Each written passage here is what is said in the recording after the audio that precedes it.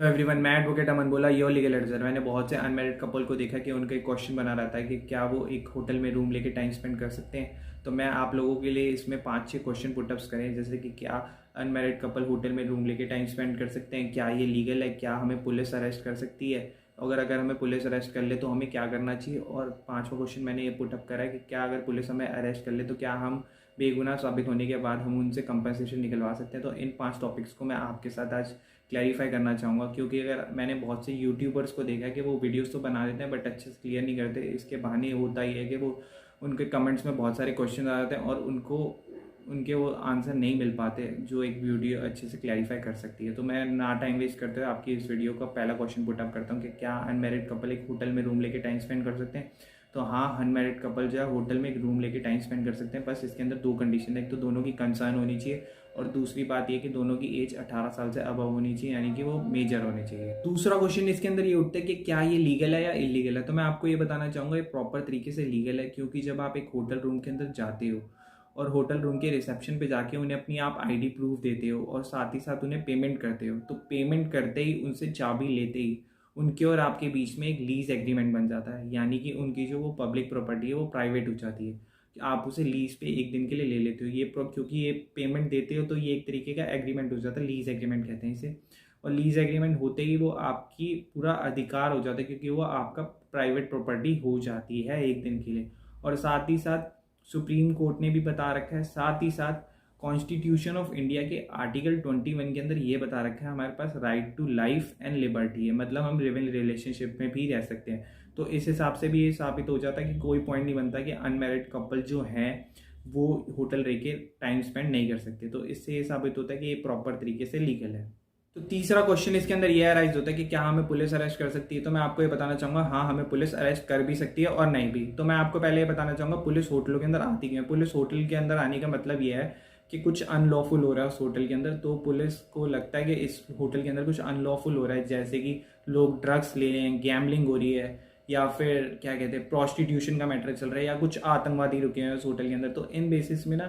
Police क्या करती है, जब उन्हें लगता है कि अनलॉफुल हो रहा है तो वो मैजिस्ट्रेट से वारंट निकलवा के फिर होटल के रिसेप्शन में जाते हैं और रिसेप्शन के एक रिसेप्शन मेंबर को लेके हर रूम के अंदर जाके वो सर्वे करते हैं और पूछते हैं और उनसे जाके होटल में उनकी आईडीज मांगते हैं। और जब आपके रूम में कोई अगर ऐसे नॉक करके पुलिस वाला आपकी आईडी प्रूफ मांगता है और आप अगर उसे अपना झूठी आइडेंटिटी या कुछ ऐसे बता दें, क्योंकि उनके तो रजिस्टर में उनकी एंट्री हो रखी होती है, उन्हें पता होती है, और अगर आप उनसे थोड़ा तेज बनने की कोशिश करते हैं या कुछ ऐसे करते हैं, तो सीआरपीसी के सेक्शन 42 के अंदर ये बता रखा है कि अगर आप पुलिस वाला अगर आपसे कोई पूछता है और आप उसे जवाब नहीं देते, वो आपसे आपका एड्रेस, आपका नाम पूछता है, अगर आपकी बेसिक इन्फॉर्मेशन पूछता है और अगर आप उसे नहीं बताते, तो पुलिस वाले के पास प्रॉपर अथॉरिटी है, वो आपको अरेस्ट कर सकता है। और दूसरा क्वेश्चन इसके अंदर ये पुटअप होता है कि सीआरपीसी के सेक्शन 151 के अंदर ये बता रखा है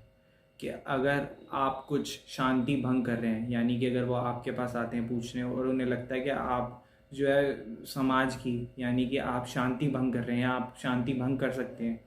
तो वो इस बेसिस पे भी बिना वारंट के आपको अरेस्ट कर सकती है। तो अगर ये दोनों चीज़ों में से आप कोई चीज़ करोगे तो वो आपको अरेस्ट कर लेगी। तो आपको करना ये है कि अगर कोई पुलिस ऑफिसर आपके रूम में आता है तो आपको उसे अपनी सच्ची सच्ची बात बतानी है, उन्हें आपको अपने आईडी प्रूफ दिखाने हैं, अपने बारे में बताना है, आपका एड्रेस पूछेंगे, ज़्यादा ज़्यादा आपके बीच में वो आपका रिलेशनशिप पूछ सकते हैं, तो आपको ये बताना होगा। क्योंकि ज़्यादातर प्रॉस्टिट्यूशन के मैटर्स होते हैं जिनमें पुलिस ऐसे वारंट निकाल के होटलों में सर्वे करती है और लोगों की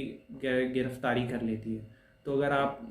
ये चीज़ें अपनी बता देंगे प्रॉपरली तो आपको पुलिस अरेस्ट नहीं करेगी। चौथा क्वेश्चन ये पुटअप होता है, अगर हमें पुलिस अरेस्ट कर ले तो हमें क्या करना होगा। तो मैं आपको ये बताना चाहूँगा, पहले तो अगर हमें पुलिस अरेस्ट कर लेगी तो पुलिस का काम क्या होगा कि वो 24 आवर्स के अंदर हमें किसी मैजिस्ट्रेट के आगे पेश करेगी। तो जब वो किसी मैजिस्ट्रेट के आगे पेश करेगी तो हमें करना यह मैजिस्ट्रेट को पूरी बात अच्छे से बतानी है कि अब हमें अपने और अपने कपल जो साथ पार्टनर है उन दोनों पार्टनर के आईडी प्रूफ दिखाने होंगे और उन्हें हमें बताना होगा कि हम 18 ईयर से अबव है, हम मेजर है हमारी एज, और हम दोनों एक दूसरे की कंसर्न के साथ आए और पुलिस वाले ने हमारे साथ जानबूझ के हमें परेशान करने की कोशिश की है और जानबूझ के अरेस्ट करा है। और अगर आप ये बात तरीके से जज को बता देंगे तो जज आपको उसी टाइम बेगुनाह साबित करके छोड़ देगा। और साथ ही साथ आप उसी टाइम क्या कर सकते हैं इंडियन पैनल कोड के सेक्शन 166 और 166A के हिसाब से आप जो सर्वेंट है ना उसके खिलाफ एक्शन ले सकते हैं, आप उसके खिलाफ कंप्लेन कर सकते हैं, जैसे ही अगर आपको ये साबित हो जाता है कि आपको यूं परेशान किया गया है। तो पांचवा क्वेश्चन इसके अंदर ये राइज होता है कि अब हम बेगुनाह साबित हो गए हैं, अब हमें पुलिस ने छोड़ दिया, हमने मजिस्ट्रेट के आगे पेश हो गए और मजिस्ट्रेट को पता लग गया कि हम बेगुनाह हैं। तो हमें करना क्या होगा, हम उसके अंदर वो जो आपको मैंने सेक्शन बताया 166 और 166A आईपीसी के हिसाब से हम उसके खिलाफ एक्शन ले सकते हैं, हम उससे कंपनसेशन निकलवा सकते हैं, क्योंकि इस सेक्शन के अंदर ये बता रखा है कि जो पब्लिक सर्वेंट होता है डजंट परफॉर्म हिज ड्यूटी, अगर पब्लिक सर्वेंट जो है वो अपनी ड्यूटी नहीं पूरी कर रहा तो हम उससे कंपनसेशन और उसे इम्प्रिजमेंट भी करवा सकते हैं। इस सेक्शन के अंदर ये बता रखा है कि पब्लिक सर्वेंट, क्योंकि पुलिस जो है वो पब्लिक सर्वेंट है, ठीक है। तो हमें इसके लिए करना क्या होगा, हमें इसके लिए हायरबस कॉर्पस की एक रिट फाइल करनी होगी, और रिट फाइल करने में ज़्यादातर केसेस में ये होता है कि स्टेट वर्सेस जो भी आपका नाम है उसके हिसाब से आप स्टेट को चैलेंज करोगे, और क्योंकि आपको जज ने छोड़ दिया, आपके पास अथॉरिटी है कि आप बेगुनाह हैं, तो आपको करना ये होगा कि आपको रिट फाइल करनी होगी, और आपको वो जो 24 घंटे पुलिस ने हैरेसमेंट करी, आपके अपने पास रखा और आपको